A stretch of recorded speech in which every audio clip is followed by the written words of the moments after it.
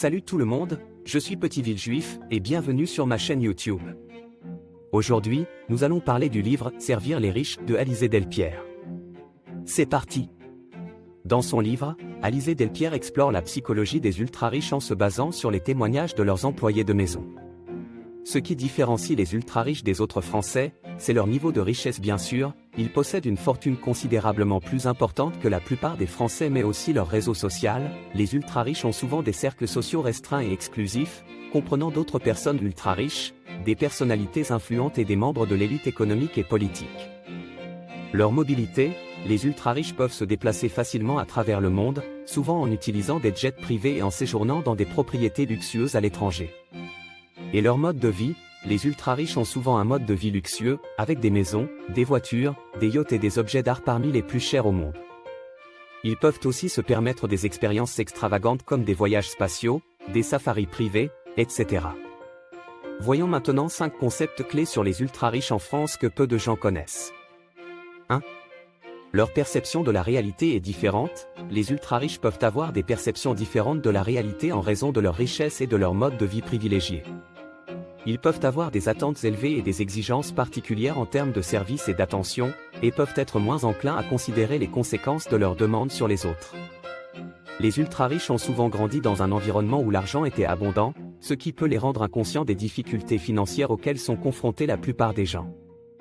Ils peuvent également être confrontés à des pressions sociales différentes de celles des autres, qui les encouragent à montrer leur richesse à travers des achats ostentatoires et à chercher des expériences exclusives.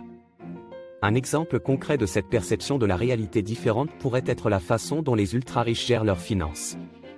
Pour eux, il peut sembler normal de dépenser des sommes considérables pour des choses comme des vêtements de créateurs ou des vacances de luxe, car ils ont été élevés dans un environnement où ces dépenses sont courantes. Cependant, cela peut sembler excessif et irresponsable pour la plupart des gens. 2.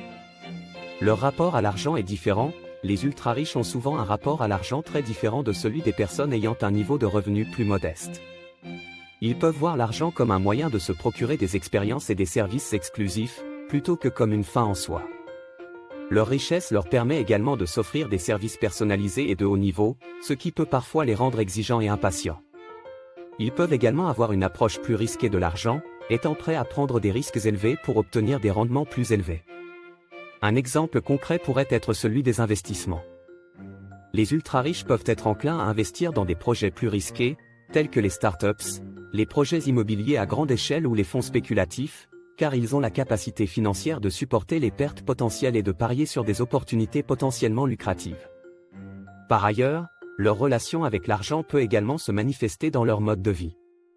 Les ultra-riches peuvent être enclins à dépenser de grosses sommes d'argent pour des expériences ou des possessions qui ne seraient pas considérées comme essentielles par la plupart des gens, tels que des voyages en jet privé, des yachts ou des maisons de vacances luxueuses. Ils peuvent également être plus enclins à donner des sommes importantes à des organisations caritatives, ou à créer leur propre fondation caritative. 3. Leur relation aux employés de maison est complexe. Les ultra-riches ont des employés de maison mais pas dans le sens qu'on pourrait croire comme un serveur dans un restaurant. Ils peuvent avoir une relation complexe avec leurs employés de maison.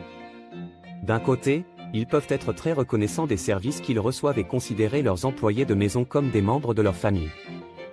D'un autre côté, ils peuvent avoir des attentes élevées et être très exigeants en termes de services et d'attention, ce qui peut être difficile pour les employés de maison. Par exemple, certains ultra-riches peuvent considérer leurs employés de maison comme faisant partie de leur famille, leur fournissant nourriture et logement et les couvrant de cadeaux, mais en même temps, ils peuvent les traiter comme des subalternes et leur imposer des tâches dégradantes ou ingrates.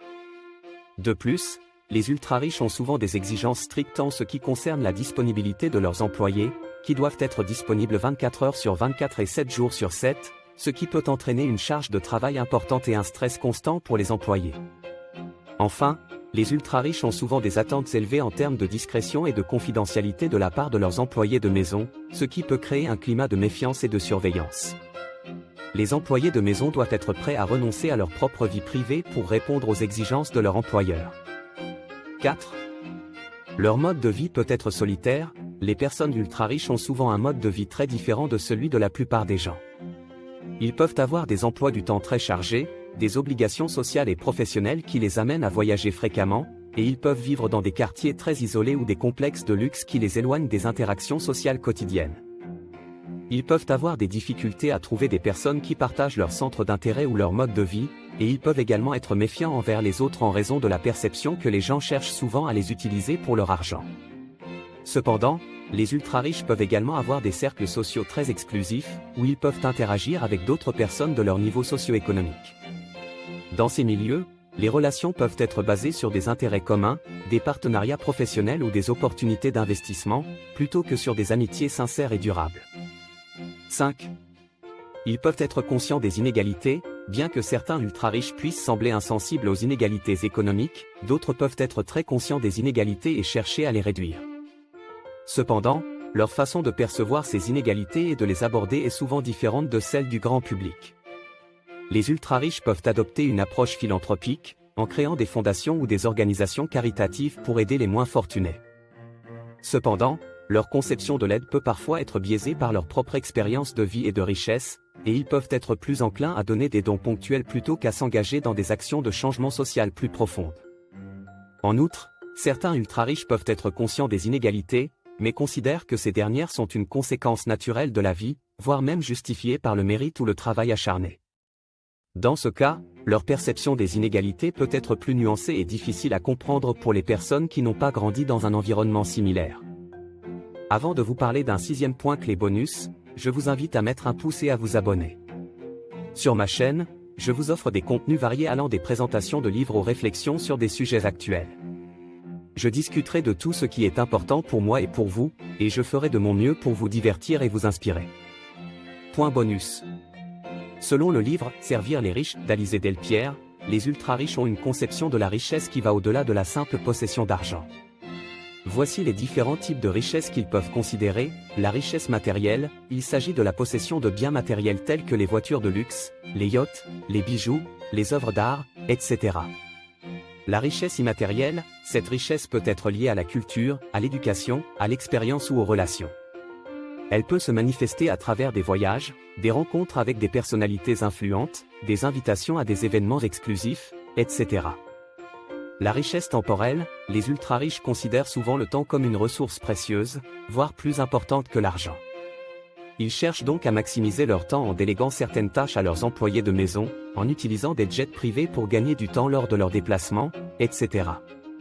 La richesse spirituelle, certains ultra-riches cherchent à trouver un sens plus profond à leur vie, en s'engageant dans des activités philanthropiques ou en se consacrant à des pratiques spirituelles telles que la méditation ou le yoga. La richesse symbolique, cela désigne le statut et le prestige social que les ultra-riches obtiennent grâce à leur richesse matérielle.